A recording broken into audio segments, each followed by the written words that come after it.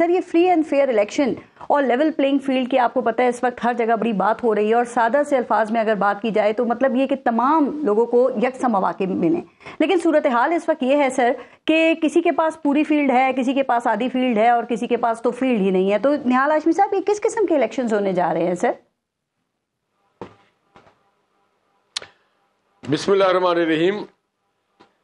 देखिए, free and fair जो election है वो तो होगा इंशाअल्लाह ताला, और वो पाकिस्तान के अवाम करवाएंगे और इलेक्शन कमीशन इसकी जिम्मेदारी लेते हैं। जहाँ तक लेवल प्लेइंग फील्ड की बात है तो पाकिस्तान की इलेक्ट्रॉनिक मीडिया आज़ाद है, सोशल मीडिया आज़ाद है, लोग अपने पैगामात हर तरफ पहुँचा रहे हैं। ये देखिए, ज़रूर होना चाहिए कि आप सबको एक सा मौके मिले, जब इलेक्शन आए जी। और फिर ना हो तो फिर कोई बात करे। अभी तो इलेक्शन आया नहीं है। अभी जब ये काम करने के बजाय लोगों को चाहिए कि अपने मंशूर की तैयारी करें, लोगों को चाहिए अपने जो माजी में उन्होंने अच्छे काम किए उसको बयान करें, लोगों को चाहिए कि अपनी सबबंदी बेहतर करें।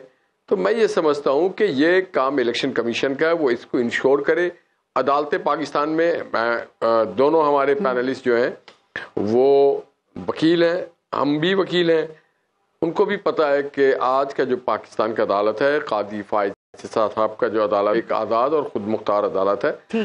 अदालतें जाग रही हैं। आपके जो यहाँ सेनेट की निहाल हाशमी साहब बात आप सही कर रहे हैं, लेकिन ये एतराज़ात सर सियासी जमातें उठा रही हैं। और देखें, कहा यह जा रहा है कि जो माजी का लाडला है वो पिछले लाडले की जगह अब नया लाडला बन गया है और तमाम लेवल प्लेइंग फील्ड जो है वो उन्हीं के पास है। तो सर ये पहले पीटीआई कह रही थी, अब पाकिस्तान पीपल्स पार्टी भी यही एतराज़ात उठा रही है, उनको भी यही शिकवा है। तो एक जमात मुतमईन है, बाकियों को शिकायत हैं, तो सवालात तो उठेंगे ना?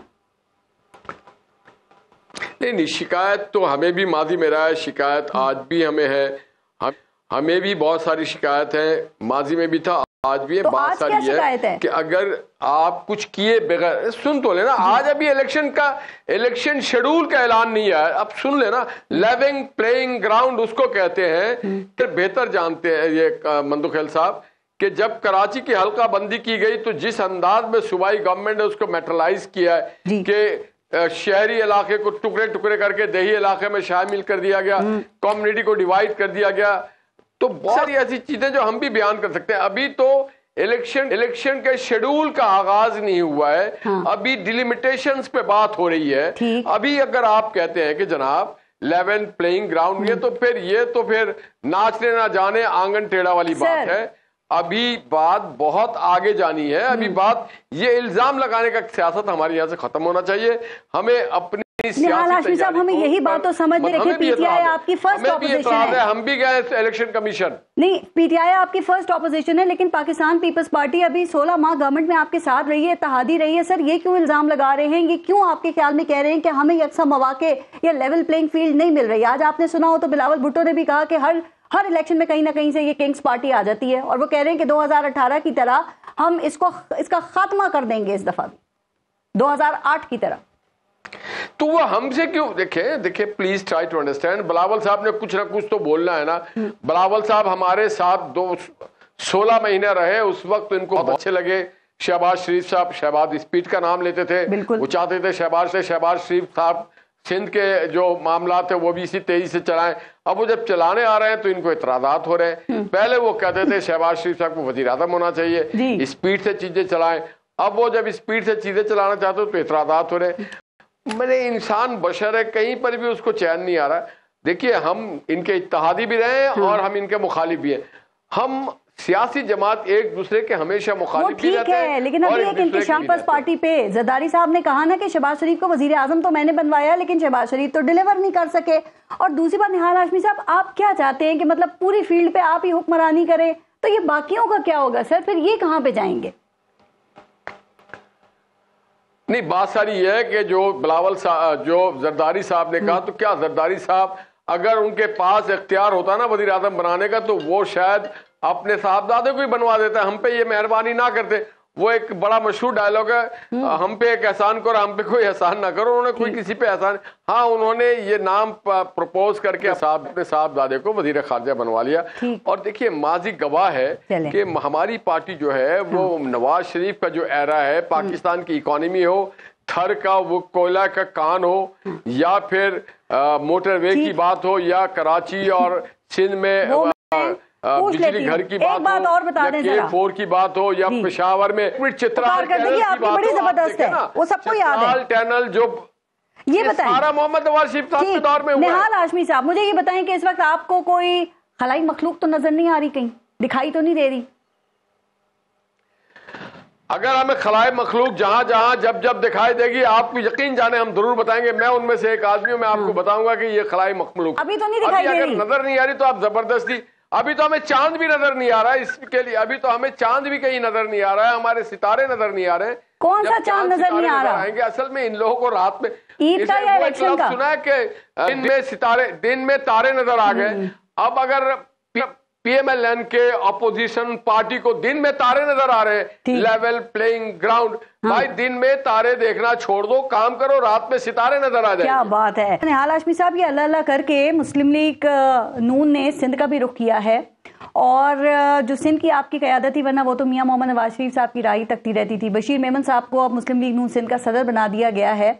और सर वैसे तो इसमें कोई शक नहीं है कि वो एक काबिल, एक ज़हीन शख्सियत हैं, लेकिन कहा यह जा रहा है कि पाकिस्तान पीपल्स पार्टी से उनके अच्छे ताल्लुकात नहीं हैं इतने, और आपने ये पाकिस्तान पीपल्स पार्टी को एक ये कह लें कि एक तरह का आपने कोई पैगाम दिया है।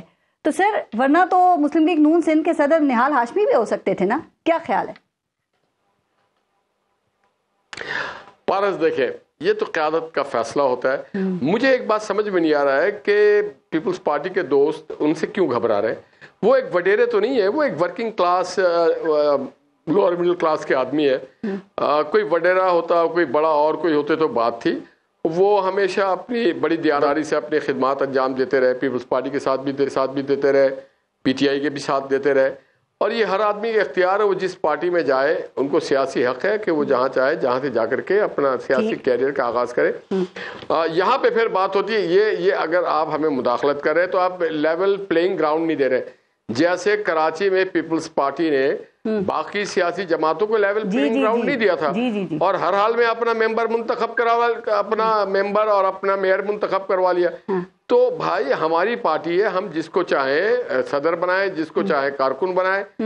कभी मैं था, आज कोई और है, कल कोई और होगा। वैसे आपने पाकिस्तान के मेयर को तो सपोर्ट किया था सर, लेकिन आप देखें कि जरदारी साहब ने नून लीग को तंजिया तौर पे वेलकम तो किया है सिंध के अंदर सर, लेकिन उन्होंने साथ ये भी कहा कि मैं मुल्क से बाहर नहीं जा सकता, वरना मैं अपने वर्कर से आंखों में आंखें डालकर कैसे जवाब उन्हें दे सकता हूं। आपको पता चल गया ना इशारा किस तरफ है। तो क्या मियां साहब ने अपने वर्कर्स की आंखों में आंखें डालकर जवाब दे दिया है? अगर आपकी याददाश्त को गवारा हो तो मैं आपको बता दूं, जनाब जरदारी साहब इस मुल्क से 2001 में बाहर गए थे। लाहौर में आखिरी एक उन्होंने लेबर्स की रैली को लीड किया था, और 2001 में वो चले गए थे, और फिर वो आए थे 2008 में। पूरे 7-8 साल मुल्क से बाहर रहे हैं। तो ये बात ना करें कि वो मुल्क से बाहर नहीं जा सकते हैं, वो किसी से पूछ के नहीं ले गए थे। वो कहते हैं मैं वर्कर की आंखों में आंखें डाल के कैसे बात करूंगा। नहीं तो वो पहले कैसे चले गए थे 2001 में, 2008 में फिर वापस आए थे। मुशर्रफ का वक्त था। तो भाई आदमी को नवाज शरीफ देखे ना, नवाज शरीफ इलाज के लिए गए थे और वो वापस आए। ये तो कह रहे थे कि नहीं आएंगे वापस। बात सारी है कि हम उनकी पार्टी के मामलात में मुदाखलत नहीं कर रहे। हम अगर अपना किसी को सदर लगाते हैं, सेक्रेटरी लगाते हैं, जिले के सदर लगाते हैं, सूबे के सदर लगाते हैं, किसी को टिकट देते हैं, आपको इतराज है। आप सूबे में, अच्छा आप एक बात बताएं, पीपल्स पार्टी क्या बोलेगी जाकर के कि हम लाहौर को कराची जैसा बना देंगे और फैसलाबाद को हैदराबाद जैसा बना देंगे? हमारे पास तो रोल मॉडल है कि हम बता सकते हैं कि हम कराची को इस्लामाबाद जैसा बनाएंगे, लाहौर जैसा बनाएंगे, हैदराबाद को, सक्कर को हम फैसलाबाद बनाएंगे, हम गुजरावाला और सियालकोट जैसा बनाएंगे। हम तो बता सकते हैं। क्या हम बताएंगे कराची जैसी टूटी फूटी सड़कें देंगे हम लाहौर को, इस्लामाबाद को, फैसलाबाद को? यहाँ की तरह सेवरेज का निजाम देंगे? नहीं। और यहाँ की तरह हम क्या ना, मेरा भाई कादिर इस पे एडमिट करेगा, ये और वो बताएंगे भी आपको कि वो अगर वफाक में आए तो किस तरह बनाएंगे। मैं और कादिर भाई एक ही पार्टी में रहे। ये एक वर्किंग क्लास आदमी ये बताएंगे कि क्या यहाँ पे असातिज़ा मुजाहरे नहीं करते थे प्रेस क्लब के सामने, नौकरी खरीदी हमें और फिर हमारे साथ धोखा हो गया? क्या यहाँ पे लोग मुजाहरा अंदरूनी सिंध से भी आके हर रोज नहीं करते? क्या यहाँ पर ये नहीं होता कि सैलाब ज़दागान आकर टाइम तो मैं इतनी सारी आप बातें बता रहा था, हमें और बता दें जरा, हमें ये भी बता दें कि देखा ये गया है उमूमन के जब इलेक्शंस बड़ी बड़ी जमातें जीत जाती हैं तो उसके बाद फिर जब वो गवर्नमेंट फॉर्म कर रही होती हैं, तश्कील दे रही होती हैं, तो फिर MQM के साथ इत्तेहाद करती हैं। आपने ये किस किस्म का इत्तेहाद किया है? क्या इंतखाबी इत्तेहाद है और ये सीट एडजस्टमेंट की जाएगी? इस इत्तेहाद की यूटिलिटी क्या है सर? चूंकि शहरी सिंध में तो MQM को आपके इत्तेहाद की जरूरत नहीं है, ये आप भी जानते हैं सर, और अंदरूनी सिंध में आपका और MQM का हाल एक जैसा ही है, इतना वोट बैंक नहीं है। नहीं, एक जैसा नहीं है। आज नवाज शरीफ साहब को लोग याद करते हैं शहर कराची में भी कि उन्होंने बदननी का खात्मा किया, और अंदरूनी सिंध में भी कि डाकू राज का खात्मा किया। आप थर के कोयला के कान के वालों से जाके पूछिए और थरीरों से पूछिए कि नवाज शरीफ को वो कितने हाथ उठा के दवाएं देते हैं।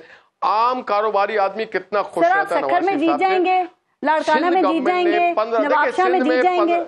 क्यों नहीं जीतेंगे? पिछले बार भी हमने बहुत सारे हलकों में 25,000 30,000 वोट्स लिए, और अगर आप कैलकुलेट करें तो पीपल्स पार्टी को टोटल कास्टिंग वोट का सिर्फ 35% पड़ा था। पिछली दफा पूरी एक सीट सिर्फ जो आपने जीती थी।